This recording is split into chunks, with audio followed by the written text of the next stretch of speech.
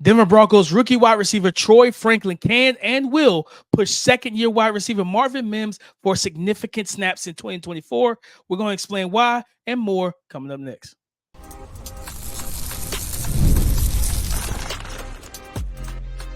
You are Locked On NFL Draft, your daily podcast covering the NFL Draft. Part of the Locked On Podcast Network, your team every day. What's up, Locked On family? Welcome back to the Locked On NFL Draft Podcast, your daily podcast covering your favorite draft prospects, part of the Locked On Podcast Network, your team every day. I'm your boy, Damian Parson. You can find and follow me on X at DP_NFL. I'm a senior draft analyst, and thank you for making Locked On NFL Draft your first listen today and every day. Shout for being out every day. As you know, I got to kick the intro to my guy, Mr. LSU himself, Keith Sanchez. You can find and follow him on X at The Talent Code. Can you talk to him, baby? What's up, Locked On family? Let's get locked in. This is Keith Sanchez, man, the other side to this dynamic duo that we like to call the Locked On NFL Draft Podcast, where we talk everything NFL draft content, whether that's draft prospects, whether that's draft philosophies, whether that's rookie mini camps and OTAs, DP, and that's what we're talking about today, man. I want to say shout out to our everydayers. Thank you for tapping in with us each and every single day. If you haven't hit that like button, go ahead and hit that like button. I am telling you, this is an action-packed show. Make sure you comment after each segment, and if you're not subscribed to the YouTube channel, go ahead and subscribe to the YouTube channel with the best NFL draft content out there. DP, like I said, man, we're going to talk about some rookies that should push the second-year players, right? We had fun talking about this last time. I think we stayed in Carolina for a minute talking about some guys that are going to feel some of that heat, right? Then we're going to talk about Tyler Guyton playing left tackle. How will that go, right? Flipping from the right side to the left side. And then we're going to talk about Terrion Arnold, who's been very impressive in camp. We're going to get into that conversation. But DP, before we get started, man, why don't you hit them with our title sponsor? Today's episode is brought to you by Game Time. Download the Game Time app, create an account, and use the code LOCKEDONNFL for $20 off your first purchase. Terms apply. Keith, I said it in the opening. Oregon, now Denver Broncos, fourth round pick for the 2024 NFL Draft, rookie wide receiver Troy Franklin can and will push Marvin Mims, their second round pick, which is crazy because if I remember correctly, in 2023, on day 2, Sean Payton traded up for Marvin Mims. So it's just a little bit of a bold statement that a fourth rounder the following year is going to push a second year player, that the Broncos traded up for. But I just think about we talked about this on yesterday, right? Sean Payton making sure he's going to do everything possible that Bo Nix is successful. And what's a key step in that direction, Keith, is getting him on the field with somebody he knows, somebody that he's comfortable with, someone that he understands timing and rhythm and chemistry. It's not second guessing when he's going to break at 15 yards. Is he going to break at 15? Is he the type of receiver that's going to break? If it's a 15-yard comeback, is he going to run at 15 and break it out at 15? Or is he going to kind of decelerate at 12 and then round it and break it off at 14? Like, no, you know what Troy Franklin's going to bring to the table because you've played with him for 2 years at Oregon right now. So I think that's a big proponent. The speed, both of these guys are speed threats, right? We know Marvin Mims is a deep threat. Troy Franklin is a deep threat, right? I truly believe that Troy Franklin, and I don't think we've really talked about it in maximize the conversation on what's the best way to use him. Kid, I'm not going to lie. I think that they should throw him in the slot and give him that two-way go because with he's very, the phrase I used when I watched him again and I wrote this down was tempo to twitch. And what I mean by that is he can tempo his routes and his releases, and then he's so explosive and he's twitchy that once he shifts gears, he can win in the foot race, right? So if you don't get hands on, that's why I kept saying, man, when guys get hands on, they reroute them. So I think Troy Franklin has a real shot to push Marvin Mims for significant playing time and snaps at the wide receiver 2 position unless they get rid of Cortland Sutton, which I don't foresee happening. Yeah, I mean, in order to have this conversation fully, right, like you got to go to the depth chart and people want to say, man, well, who are the Denver Broncos wide receivers, right? And so you look at, they have Cortland Sutton, they have Josh Reynolds penciled in as a starter, and then Marvin Mims, right, would be their slot guys. So you think about Troy Franklin, like you said, battling with Marvin Mims for the slot wide receiver position. Then they also have Tim Patrick, right, who's coming off of, I think, back-to-back, like ACL, Achilles, something like that.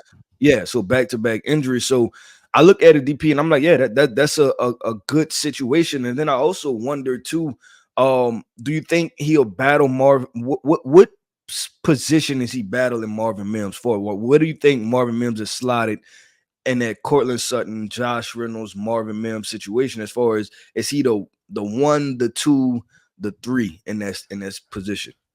Unless Tim Patrick comes back and he's ready to rock and roll, Keith, and he's healthy and he makes it through training camp and into preseason and all that's fine, I think it's going to be the wide receiver 2 position because I think that's open right now. You trade off Jerry Jeudy, which I'm not going to lie, I would have preferred to have Jerry Jeudy for Bo Nix right now. You know what I mean? Because of what Jerry Jeudy is able to do as a quick route runner and an easy winner. Like, you know what I mean? Like if you prioritize him in the depth chart, you prioritize him in the progression and reads for the QB, he can be successful, man. Like the only thing that's kept this kid from 1,000 yards is his darn hamstrings at the beginning of the season. He had like back-to-back season where he missed like 3 to 4 games because of hamstring. So it's like if he didn't have the hamstring problems, he probably cracks 1,000 easy, man. Like you know, and it's even with sporadic offensive play caller with what was it? I forget the guy that was there 2 years ago who's Hackett. Yes, and they're trying to replace him in New York City. You know what I mean? Reports are. I'm like, who knew he wasn't good? You know what I mean? Could have watched the tape and figured that out. But like, I think that wide receiver 2 spot again. Tim Patrick comes back and he gives Sean Payton full confidence that okay, I can run.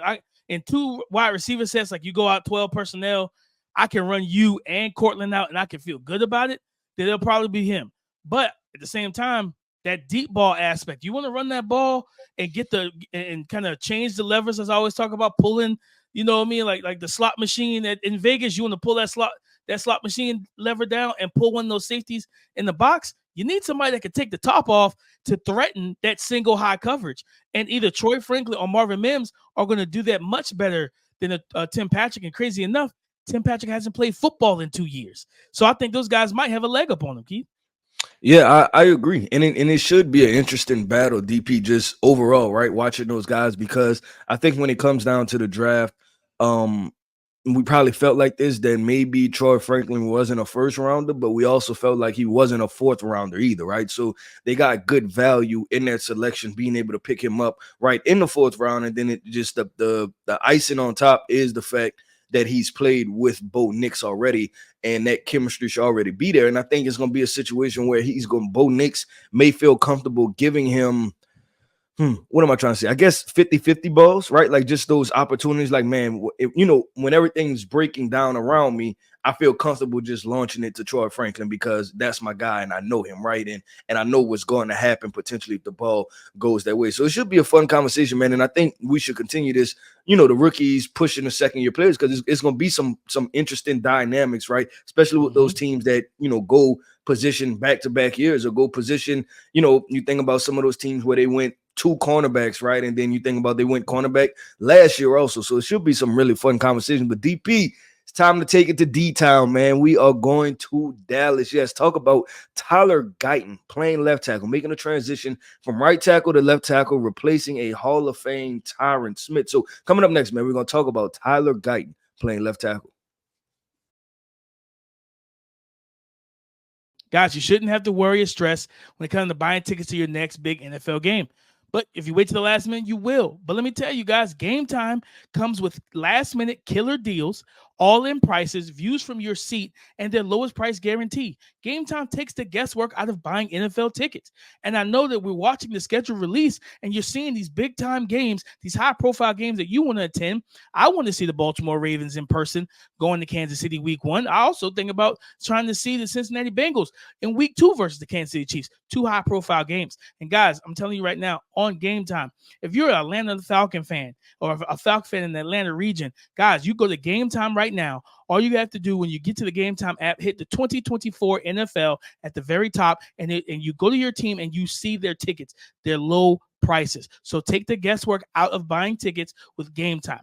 Download the Game Time app, create an account, and use the code LOCKEDON NFL for $20 off your first purchase. The Dallas Cowboys selecting Tyler Guyton in the first round of the 2024 NFL draft to replace Hall of Famer, because he's going to be a Hall of Famer, Tyron Smith. And this was a move. I think we talked about Guyton a few times during the 2024 process. He was like, listen, man, I know he plays right tackle, but he is absolutely athletic enough to flip to the left. And Yep. the Dallas Cowboys are making that transition. I think he played 50 snaps in 2022 at left tackle. So he's been on record like, man, I've played left tackle before. I just got to get used to doing it again. And the good thing for them, their facility is right next to where Duke Manyweather, one of the best, if not the best offensive line trainer, basically is stationed. So you can just walk across the street. Hey, TG, go get that work in with big Manyweather, man. And I think, over at the Athletic, he talked about, him moving from right tackle at Oklahoma to left tackle in Dallas. He spent the last two, like you said, spent the last 2 weeks working, to help that transition, Keith. And they have high hopes for him to be that starter at left tackle. When you think about just moving, we had coach on and we talked about O-line and how going for, it's like writing with the opposite hand. How do you feel about Tyler Guyton switching over to play left tackle, not for 50 snaps in the season, but for a whole season this time?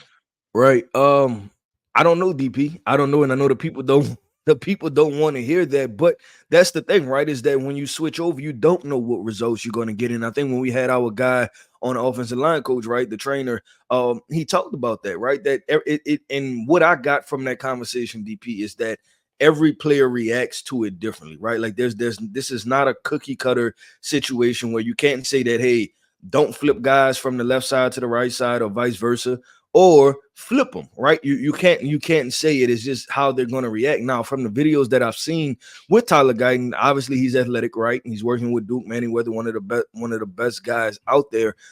He looks like he's getting comfortable doing it, right? But we also know that it's different when the pad's on and the bullet's alive, right? And will you result into, because what a lot of people say is that it's like writing with your left hand or switching to your right hand and right hand switching to your left hand, right? Well, DP, if I tell you to write something really, really fast, right, you're going to automatically go back to what you know. And so now it's mechanically, it's breaking it down, right? It's breaking down the instincts and what you're used to doing, repetition after repetition after repetition, breaking it down to where now you're doing everything the opposite side. And we know how important hand usage is. We talk about punch timing, right? We talk about footwork. We talk about the keeping the right base. All of those things are going to matter. And I look at the Dallas Cowboys situation. I just finished evaluating them, for our NFL cross checks and stuff. And a large portion of this success of this team is going to be predicated on how would Tyler Guyton play as a football player? Does he have the ability, all ability in the world? And I think he can do it. No, 100%. I think the other piece to that too is to invoke Cooper Beebe's name, who they're saying in camp and rookie mini camp and stuff, he's taking snaps at center. So it's probably between him and like Brock Hoffman. So depending on who's playing, if Brock Hoffman's kind of a veteran compared to, he's been in the league, 2 years, 3 years, I think. Yeah, I think 2 going on 3. Yep. Like if you run it with a veteran and if Tyler Smith on the left side feels comfortable with whoever's at center to be on the island by themselves, he can be that bumper on the, on the inside for Tyler Guyton, which will help kind of accelerate his development, where it's like, hey, not telling you to overset, but if you do overset, I got your inside, right? I got your help inside, where if Tyler Smith had to lean a little bit more to the right to help Cooper Beebe out, if he's starting at center, that might leave Tyler Guyton on the island against whoever the star edge rusher is, whether that's, whether it's Nolan Smith or whoever from Philadelphia, Kayvon, they got Brian Burns now, and Azeez Ojulari still with New York. And we know that, the Commanders are going through kind of a rebuild on the edges with KJ Henry and the guys they have. So, and I think that's going to be the big thing is when we get to camp, and like you say, when the Bullets are live, that first matchup, one-on-one, right? Tyler Guyton, Micah Parsons. Well, how does that look, right? Like, because the thing is, DP, he's going to figure it out quickly, right? He's not going to have to wait till in season because Micah Parsons is there. We'll figure out if he can block all pro edge rushers. And the thing is this, just to, I guess, get back technical, right? We talked, like I said, we talked about footwork. And when you get sped up in your process, it's almost how they talk about quarterbacks sometimes, right? Yeah. Is that, you work on all these mechanic things in the off season and you do all these different things, but until it becomes muscle memory, that was the word I was looking for. Until it becomes muscle memory for you, then you're going to result back to what you do. And it's the same thing that happened with quarterbacks from time to time. They spend an entire summer going through different mechanics, but then they result back to their muscle memory when everything is live, right? And they have to make those split second decisions, right? And I wonder how that's going to go from, for Tyler Guyton, right? If I'm used to, using, my right foot as my base foot, and then now it's my left foot as my base foot, and I'm saying, like, just different things like that. And I'm trying to react to counter moves and, what hand am I used to punching with and things like that. So should be it I think it's going to definitely make for an interesting storyline with Tyler Guyton out there in Dallas. No, 100%. And like, my thought is like, man, Cowboys are going to feel a little perplexed, right? When you get that, that first video, excuse me, of Micah Parsons lined up one-on-one against Tyler Guyton, right? In the mind of a Dallas Cowboy fan, the mind of a fan, you're like, oh, Micah should take this should be easy work for Micah. But then if Micah makes it easy work and Tyler Guyton looks like chopped liver, now you're concerned, like, wait a minute, but I didn't want you to lose that back. Like, you know what I mean? So it's like, you're supposed to be protecting Dak's, blind side. Yep. I need you to give a little bit more fight. So I think for him, we know that he's got all the physical tools, right? The arm length, the athleticism, the explosiveness, the twitch, the strength. He's a strong dude as well. And we, when we talked about should they trade for Najee Harris, like, he's going to help this run game, because that's something that Tyler Guyton was good at Oklahoma, moving guys off the ball, washing guys down, sealing edges, and creating, and collapsing the edge where, the running backs can bounce it out and, run off his hip and different things like that. So he's going to bring that. And I think that's going to be kind of an immediate success thing for him. And then it's like all about getting him these reps, man, against DeMarcus Lawrence, against, Micah Parsons. I think they still have the kid from Ole Miss that they drafted. Oh, Sam Williams. Yeah, Sam Williams, another explosive speed to power rusher. They drafted with Marshawn Nealon on day 2, right? I think it was like second, third round that they drafted Marshawn Nealon out of Western second round, yep. Western Michigan. Michigan.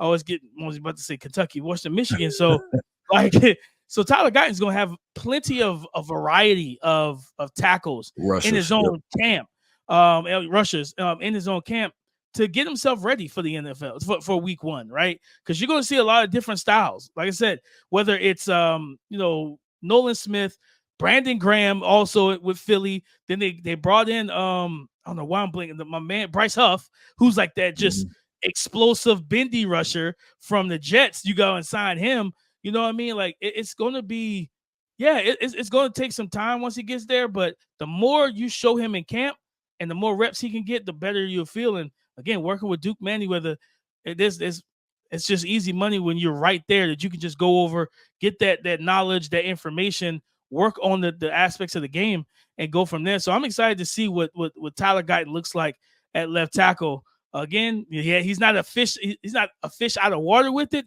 He's just not a fish that's been on the beach doing it that long. So, what I mean? You got to make sure that, he has the help. And it might be some Ferguson on the strong side, on the opposite, right beside him. To make sure that you cover him up. No, I didn't even think about that, but that's definitely a possibility, right? Just being able to give him some tight end help. But we'll see how they have to dictate formations and all of that stuff too. Now you're putting a tight end right on Dak Prescott's blind side, right? Which is not ideal as far as, when you talk about safety blankets and stuff like that. So we'll see how that thing plays out. But DP, let's go to, we got another D-Town up, man. We got Detroit, right? We're going to those Detroit Lions, man, to talk about their first round pick, Terrion Arnold, right? Mr. Playmaker, Mr. Explosive, Mr. Ball Skills himself. Having an impressive camp so far. We're going to get into that conversation, man, and what he can provide for the Detroit Lions. Today's episode is brought to you by FanDuel, America's #1 sportsbook. Guys, it's winner take all time in the NBA and the NHL. And FanDuel is giving you a shot to bring home a big win of your own. Because, guys, right now, new customers get $150 back in bonus bets with any winning $5 bet. I'm telling you, with any winning $5 bet, as a new customer, you get $150 back in bonus bets. Guys, what can you do with that money? Let me tell you. That's $150 that you can bet on anything and everything, like spreads, money lines, player props, guys, and so much.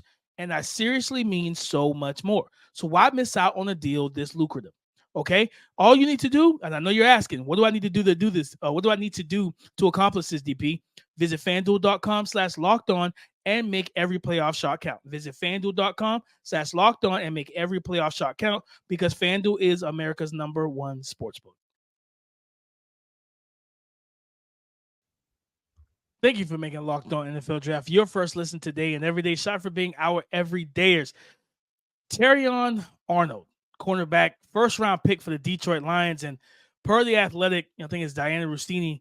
And even some of the clips you see, right? Like he talked because there's a viral quote that he put out. I think it was for Mother's Day, right before Mother's Day. Terrion Arnold said, "If my mom were a receiver, I'd jam her in the dirt, and she knows that. Happy Mother's Day."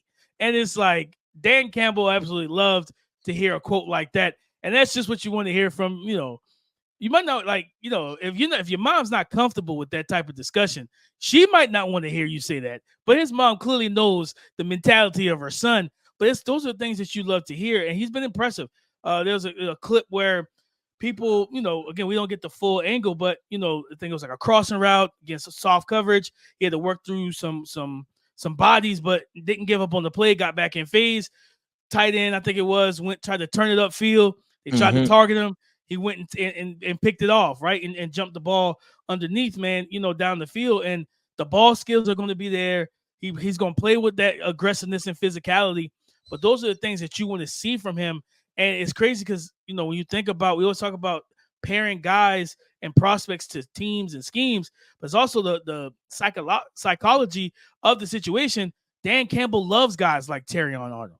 Those guys are going to be well coached. They're going to be tough. They're going to be gritty. They're going to be physical when they need to be.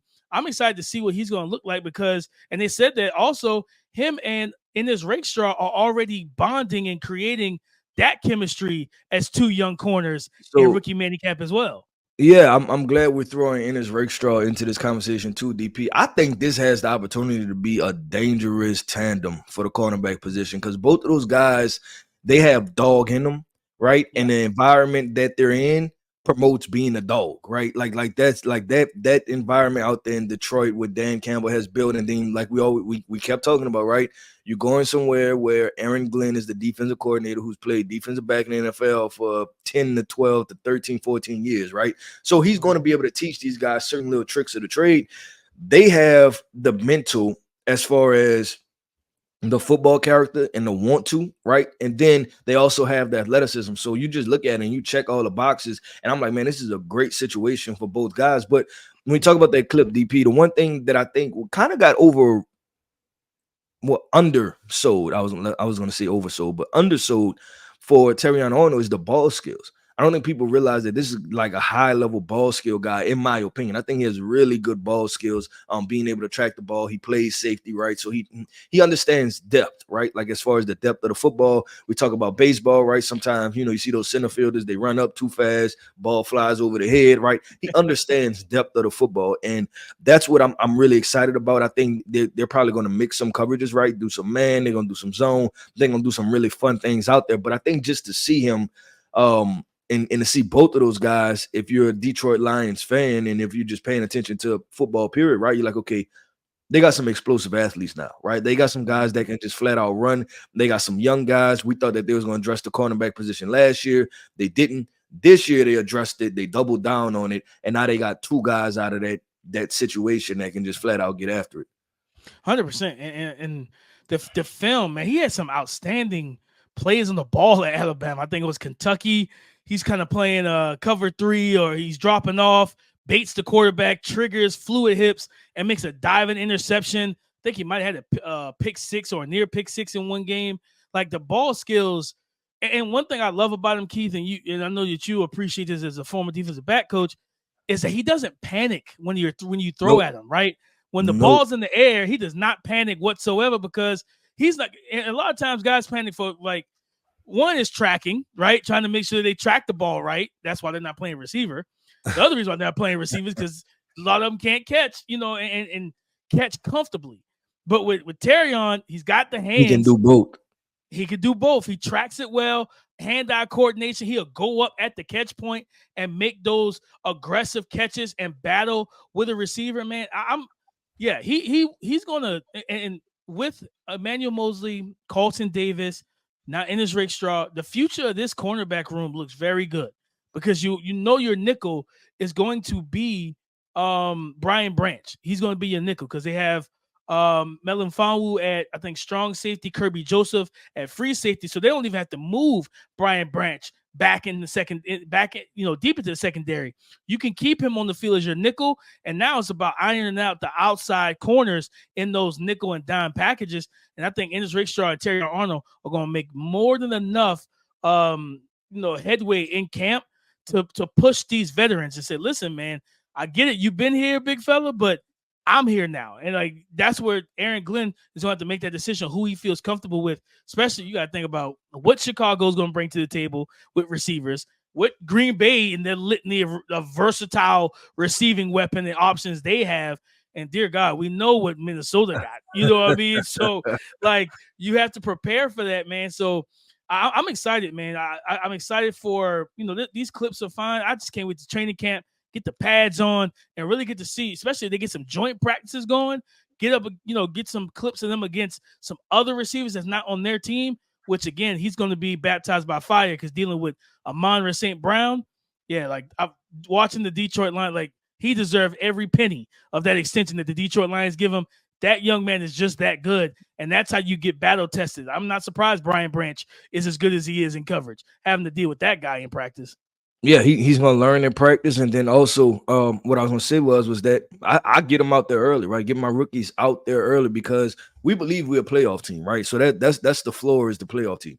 We're trying to win a Super Bowl, right? At the end of the day, or make it to the Super Bowl. So I want these guys by week 14, week 15 to start thinking like second year players, right? I don't need rookie mistakes, and I think you throw them out there early, you get them in the groove, right? They're going to make mistakes. They're rookies, right? But at the end of the day, this is already a soft spot for you anyway, right? So it's like you might as well go with the rookies, go with the guys that's ready, that's locked and loaded, that's ready to get the job done. If they hungry, let them eat, DP. And that's how I am. Let those DBs go, man. Let them roll, let them learn the situation, be able to coach them up throughout the season. And then, like I said, by week 15-ish, they're already starting to turn the mental clock that, man, okay, I'm a second-year player. I've seen this before. This is not my first time seeing this type of bunch set, but not my first time seeing this type of motion to a stack and all these other different things. I know how to pass this off. I know what to do on the goal line. All of those situations so you don't have any of those mistakes. But DP, that wraps up another episode of the Locked On NFL Draft Podcast. Man, I want to say shout out to everydayers. Thank you for tapping in with us each and every single day, man. If you haven't hit the like button, go hit the like button. If you haven't commented, make sure to drop a comment. And if you're not subscribed to the YouTube channel, make sure you subscribe to the YouTube channel. I am Keith Sanchez. You can find me on X at The Talent Code. That right there is my guy, my co-host, Mr. Damian Parson. You can find him on X at DP_NFL. And like we always like to say, man, y'all come talk to us, because we like to talk back. Go subscribe and follow for free on YouTube, wherever you listen to podcasts, to get the latest episode as soon as it is available. Thank you for making Locked On NFL Draft your first listen today and every day. Shout for being our everydayers. Guys, on tomorrow's show, we're going to kind of go back to the 2024 NFL Draft and talk about the most impactful classes, because we haven't had the chance to really talk about that. So much is going on, so we want to get into that on tomorrow's show. So come and join the conversation again tomorrow on the Locked On Podcast Network, your team every day.